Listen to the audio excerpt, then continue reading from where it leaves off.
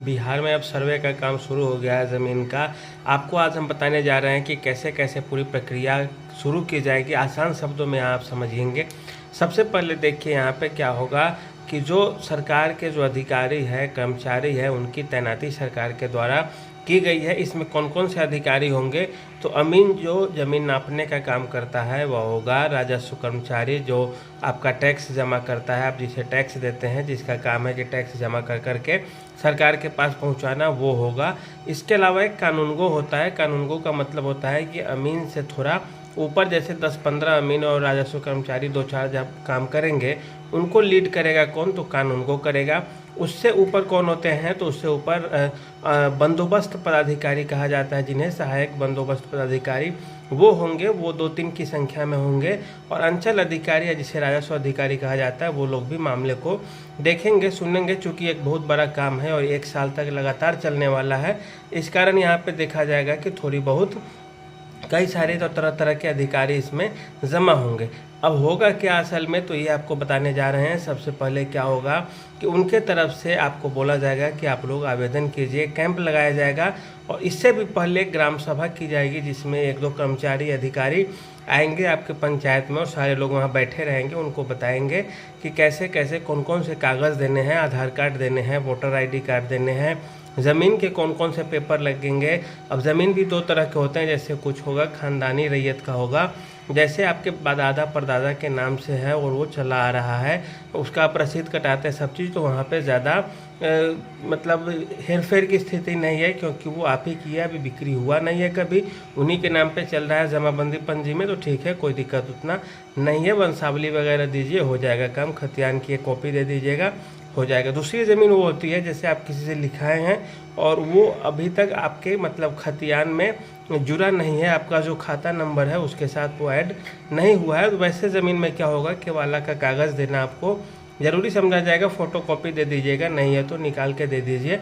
तो इस तरह से होगा और वो सारी चीज़ें आम सभा और ग्राम सभा में बता दी जाएगी। फिर उसके बाद आप आवेदन करेंगे, अपना साक्ष्य लेकर के, फ़ोटो स्टेट या कुछ कुछ जो चीज़ मांगा जाएगा वो सब आप लगा कर देंगे। तो ये पहला प्रक्रिया होगा। दूसरी प्रक्रिया क्या होगी कि जिसको आप देंगे विभाग को, अब विभाग का भी तो काम बनता है कि वो आखिर जांच करे, पड़ताल करे कि वास्तव में इनका है या नहीं है। तो अब क्या करेंगे, अमीन होंगे, कानूनगो होंगे, राजस्व कर्मचारी होंगे, वो जाकर के प्लॉट पे देखेंगे। जैसे आप बोलेंगे कि मेरा ये 2 कट्ठा है, 5 कट्ठा है, तो वो आएंगे, करी जरीब निकालेंगे और उससे अपना वो नापी कर लेंगे कि हाँ इनका प्लॉट सही है। अगल बगल का भी देख लेंगे, पूछ लेंगे कि इन्हीं का है, किसी ने बेचा तो नहीं है, किसी ने ख़रीदा तो नहीं है ये सब।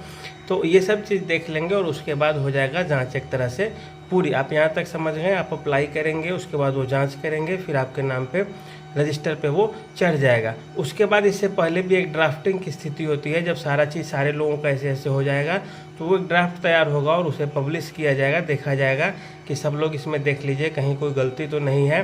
फिर सारे लोग देखेंगे, जिसे गलती लगेगी वो फिर आवेदन देगा सुधार के लिए, फिर उसे सुधार किया जाएगा। अब जो नक्शा बनेगा वो डिजिटल नक्शा होगा और सॉफ्टवेयर के थ्रू बनेगा। इस कारण जैसे जैसे डाटा दिया जाएगा वहाँ भर भर के कि यहाँ पे ये राजस्व ग्राम है, यहाँ पे इसका इतना, इसका इतना, इसका इतना, तो वो खुद से मशीन तैयार कर देगी वो नक्शा। इसमें गलती की गुंजाइश बहुत ही कम रहेगी, क्योंकि यह सारा चीज़ ऑटोमेटिक होगा। और एक तरह से सर्वे भी डिजिटल होने जा रहा है। अभी हम नहीं समझ रहे हैं उस चीज़ को।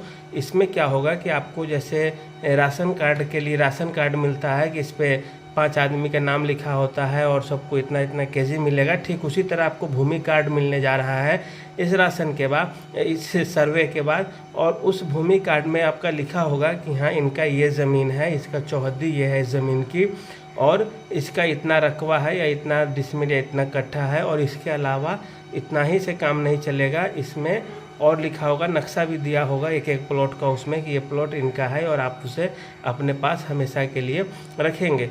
तो आप अब सीख लिए कि आप अप्लाई करेंगे, वो जांच करेंगे, फिर एक ड्राफ्ट तैयार होगी, ड्राफ्ट देखेंगे, उसमें गड़बड़ी होगी, फिर से आप अपील करेंगे और आपको 1, 2, 3, 4 नहीं बल्कि 10-11 मौके दिए जाएंगे सुधार के लिए। इसके बाद भी उन कर्मचारियों अधिकारियों की जिम्मेदारी है कि एक एक लोगों की बातें सुनी जाए और उसके अनुसार काम किए जाए, और तभी जा कर के वे फाइनल कर सकते हैं कोई चीज़ को। ये इतना आसानी से होने वाला नहीं है। इसमें लगभग 1 वर्ष का समय लगने वाला है और 1 वर्ष का समय कम नहीं होता है। जो बाहर रह रहे लोग वे ऑनलाइन पोर्टल के माध्यम से, वेबसाइट है भूमि सुधार बिहार सरकार की, उस पे जाके अपना डॉक्यूमेंट दे दे और वहाँ से काम करा ले। और जो मतलब गांव में ही है या घर पे ही है तो वो ऑफलाइन मोड में ही काम करा सकते हैं। सरकार इस मामले में चौकन्नी है। किसी तरह की कोई धांधली होती है तो उसका भी शिकायत आप कर सकते हैं उसके वेबसाइट के थ्रू। वहाँ से जाके आप नंबर निकाल सकते हैं विभाग के अधिकारियों की, उन्हें फ़ोन पे भी कर सकते हैं, चिट्ठी भेज सकते हैं या फैक्स कर सकते हैं, या सबसे आसान होता है कि आप मेल कर देंगे मोबाइल के थ्रू भी, उन तक यह संदेश पहुंच जाएगा कि अधिकारी कर्मचारी उनसे पैसे मांग रहे हैं। ये बिल्कुल निःशुल्क है, इसके लिए कोई पैसे नहीं देना है, आपको केवल वंशावली बनवाने में खर्च लगेगा, वो करना है। इसके साथ ही साथ दाखिल खारिज में भी जो एक समस्या आती है उसे लेकर भी सरकार ने गाइडलाइंस स्पष्ट कर दिया है। उसमें यह क्या किया है कि अब जो दाखिल खारिज में सीओ के द्वारा जो मनमानी किया जाता था पैसे वसूलने के लिए, सीओ चाहते थे कि हम किसी तरह से इसका खारिज कर दे, दाखिल खारिज को बिना किसी कारण के ही अस्वीकृत कर दे आवेदन को, जिससे कि जब बाद में 500, 1000, 1500, 2000 तक रुपए लिया जाता है, कहीं कहीं तो 30, 40 हज़ार रुपये लिया जाता है किसी किसी प्लॉट का। तो उन सब मामलों में होता क्या है कि यहाँ पे पैसा दे दिया जाता है और उसको तब दाखिल खारिज किया जाता है उसके नाम से, जबकि आप ज़मीन वाले को पैसा दे करके उसे रजिस्ट्री कराए होते हैं। फिर भी तो ये भ्रष्टाचार का मामला होता है और सरकार तक ये बात गई भी है। इसी कारण अभी आप देखेंगे 2 सीओ को, अंचल अधिकारी को रिटायरमेंट के बाद सरकार ने उस पर कार्रवाई की है और उसके पेंशन से रुपए काटे हैं। दरअसल उन्होंने क्या किया था कि 400 जो आवेदन थे उसे एक बार में ही रिजेक्ट कर दिया, क्योंकि गणेश जी का चढ़ावा नहीं मिला था। और जब बात यह बाहर आती है तो फिर से आवेदन वो वही लेते हैं अपने ही कार्यकाल में, जब पैसे से सेटिंग गेटिंग होती है, और फिर 400 लोगों का दाखिल खारिज कर दिया जाता है। मामला उठता है और इस पर कार्रवाई होती है और उनका पेंशन जो है उससे पैसा अब काटा जाता है। तो यह मतलब मामला है जिस पे कार्रवाई हुई है। अन्यथा लगभग हर जगह कुछ इसी तरह के खेल चलते हैं कि यहाँ से रिजेक्ट करके DCLR की कोर्ट में भेज दिया जाता है और वहाँ पे आम आदमी परेशान होते हैं और मतलब देर से होती है काम, लेट लतीफ़ लगता है या पैसे लेके थोड़ा बहुत होता है।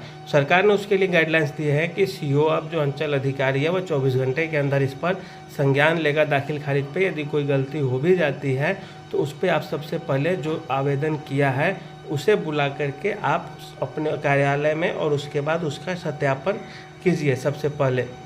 और यदि कारण बहुत मजबूत न हो या छोटे मोटे कारण हो तो उनके आवेदन को अस्वीकृत न किया जाए, उन्हें फिर से कहा जाए कि आप कोई ना कोई डॉक्यूमेंट्स लेके आइए जिससे हमें कॉन्फिडेंस आ जाए कि नहीं आप ही का है मामला, ज़्यादा पेचीदा नहीं है, और इसके बाद वे काम करेंगे।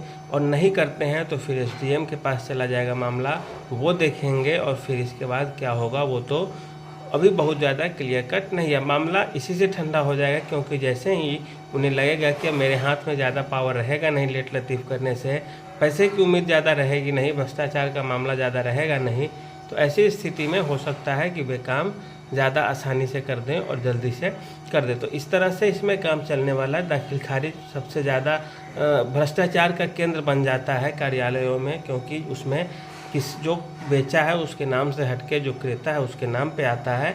और इस मामले में कई बार कोई फॉर्म न भरा जाने के कारण थोड़ी परेशानी होती है, कोई दिक्कत हो जाती है, तो इसी चीज़ को आधार लेकर इसमें परेशानी होती है और फंसता है मामला। तो देखिए अब कैसे कैसे इसमें क्या होगा, लेकिन एक तरह से देखें तो ये बहुत बड़ा सुधार है सरकार का और इसी तरह से प्रक्रियाएं चलेंगी। ये कोई बहुत परेशान होने वाला चीज़ नहीं है। ज़मीनों का सर्वे और ये लोगों के कल्याण के लिए ही है, राज्य के नज़र में भी आ जाएगा सारी चीज़ें।